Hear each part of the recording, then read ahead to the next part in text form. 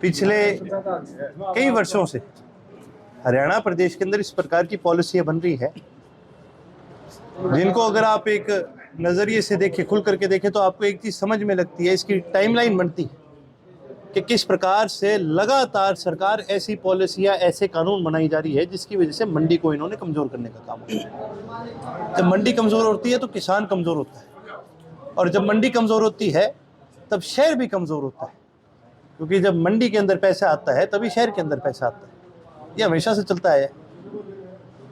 लेकिन चंद उद्योगपतियों को फायदा दिलाने के लिए, जो इनको हैवी फंडिंग करते हैं, उनको फायदा दिलाने के लिए इन्होंने मंडियों को खत्म करने की हमेशा कोशिश करी है बीजेपी की सरकार। इसी के चलते इन्होंने अब की बार ऐसी पॉलिसीज बनाई है जिसकी वजह से किसान को मंडी में आने से बहुत दिक्कत हो रही है, ताकि उस किसान को उन समस्याओं का सामना अकेला ना करना पड़े और ताकि उन समस्याओं का समाधान हो सके। इस चीज़ को ध्यान में रखते हुए चौधरी अभय सिंह जी ने यह फैसला करा कि हरियाणा की प्रत्येक मंडी के अंदर हम किसान कष्ट निवारण केंद्र बनाएं।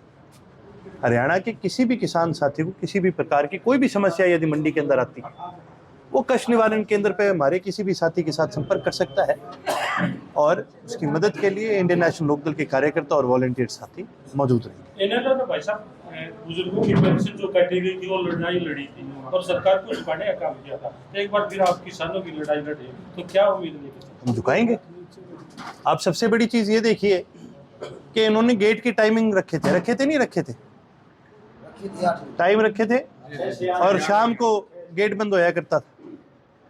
चौधरी अभय सिंह जी ने उस समय सरकार को एक बात बोली थी और ललकार के कहा था, यदि आप इसको 24 घंटे तक नहीं करोगे तो फिर हम जाएंगे मंडी, और हम रात को भी जाएंगे, हम दिन में भी जाएंगे और अपने साथियों के साथ लेकर हम धरना भी देने का काम करेंगे। सरकार के ऊपर जब दबाव बना तब मंडी को 24 घंटे खोलने का काम। आज भी हम इसी बात का दबाव बना रहे कि ये बायोमेट्रिक जो है बेफालतू की चीज है, इसकी जरूरत नहीं है।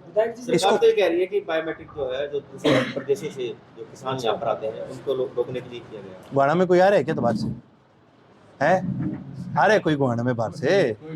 कोई नहीं है। और एक चीज बताओ, एक बड़ी सिंपल सी बात है यार, अगर आपने रोकना ही है तो बॉर्डर पर रोक दो। आप हरियाणा की हर मंडी पे रोकोगे, उससे ज्यादा आसान नहीं है अगर बॉर्डर पर रोक दो है। और उससे भी ज्यादा मैं आपको एक चीज और बताता हूँ कि भैया अगर कोई किसान दूसरे प्रदेश का यहाँ जमीन खरीदता है फिर वो क्या करेगा? वो तो इस प्रदेश का ही हो गया। तो ये केवल और केवल बहाने हैं। असलियत तो ये है कि ये किसान को मंडी से दूर करना चाहते हैं। यदि अगर इनके मन में कोई ऐसी चीज़ होती कि भाई किसान की मदद करनी है, तो हमने लगातार एक बात बोली है, भाई तुम कोई फैसला लेते हो पहले पूछा करो। भाई हरियाणा प्रदेश के अंदर हर मंडी के अंदर आड़तियों की एसोसिएशन होती है, मंडी की एसोसिएशन होती है। आप अपने मंडी के प्रधान से पूछना, क्या सरकार के किसी भी आदमी ने किसी भी मंडी के अंदर संपर्क करने का काम करा, ये पता करने का काम करे, कोशिश करने का काम करा कि भाई हम नया कानून बना रहे हैं, ये ठीक है कि नहीं है?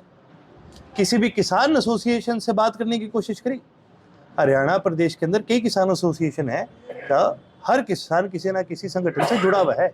क्या इन्होंने किसी भी संगठन से बात करी? जब इन्होंने चर्चा ही किसी से नहीं करी तो इनके कैसे पता कि भाई ये फैसला ठीक ले रहे हैं कि गलत? ये फैसला तो हम करेंगे ना, आम आदमी करेगा। क्या फिर इलेक्शन भी बायोमेट्रिक से नहीं होना चाहिए? भाई साहब, हम तो ये बायोमेट्रिक और ये पोर्टल इनसे तो हालिए तंग, ठीक है। और जितना आप इसको डिजिटल करोगे उतना ही आप लोगों को तंग करने की बात कर रहे हो।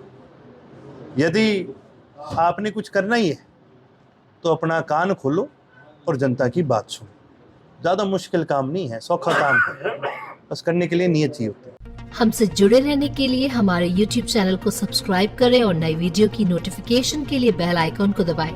अगर आप ये वीडियो Facebook पर देख रहे हैं तो लाइक जरूर करें और ज्यादा से ज्यादा शेयर करें। धन्यवाद।